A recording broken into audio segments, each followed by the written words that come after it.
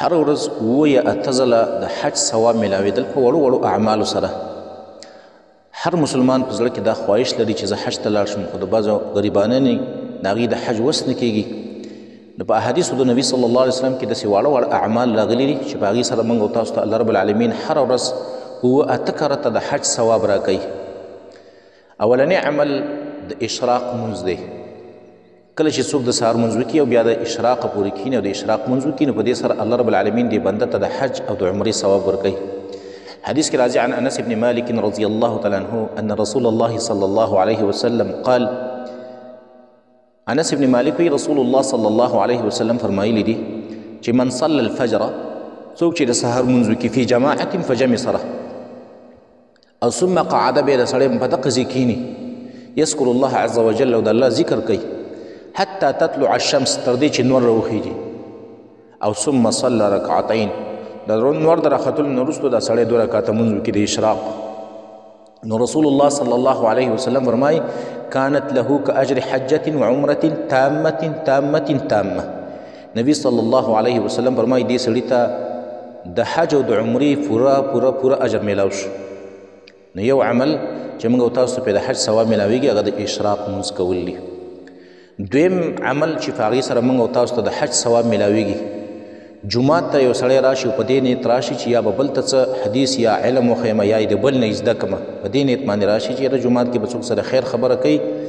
زه به یې واورمه یا به بل ته وښیمه، په دې نیت جومات را رالی، نو دې سړي ته هم د حج ثواب میلاویږي. روایت کې راځي ابي امامه الباهلي رضی الله تعالی عنه فرمایي ان رسول الله صلی الله علیه وسلم قال، نبی صلی الله علیه وسلم فرمایي من غدا الى مسجد، څوک چې جومات ته لاړی وختي او لا یریدو، بل هیڅ اراده نشته الا ان یتعلم خیرا، مگر صرف دا اراده ده چې صرف خیر به د چا نه زده کړي، علم به د چا نه زده کړي، حدیث به د چا نه زده کړي، او یا بل چاته به وښیي،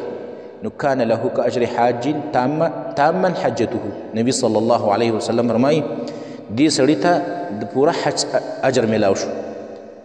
یو دریم عمل هم راغلی دی په حدیث کې، نبی صلی الله علیه وسلم فرمایي چې په هغې سره الله رب العالمین موږ او تاسو ته د حج ثواب راکوي.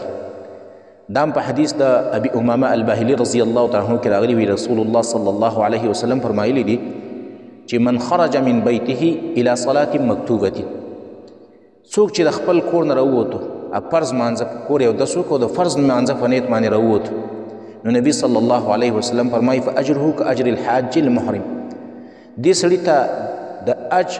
د حج پوره ثواب میلاو شو، د هغه حج چې انسان پکې احرام تړلی او حج ته تلی. او بیا نبی صلی الله علیه وسلم فرمایي ومن خرج الى تسبیح الضحی، څوک چې د څاښ مانځه لپاره د کور نه راووتو او لا ينسبه الا اياه، نه یې ستړی کلی دل ربل مگر صرف د څاښ نیت یې کړی ده، اراده یې کړې ده، د څاښ د مانځه اراده یې کړې ده، صرف په دې نیت د کور نه راووتو، نو نبی صلی الله علیه وسلم فرمایي فاجره کاجر المعتمر، دې سړي ته هم دومره اجر میلاو شو لکه د عمره کوونکي.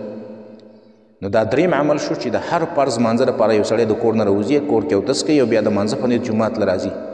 نو 5 مونځونه دي، هر مانځه له چې راځي نو د 5 حجونو ثواب دا درته میلاو شو په ورځ کې. بل عمل هم په حدیث کې راغلی په رمضان کې عمره کول، یو سړي د حج وس نه کېږي او د عمرې وس یې کېږي او په عمرې په رمضان په میاشت کې وکړله، نو دام د حج برابر ثواب لري. نبی صلی الله علیه وسلم فرمایي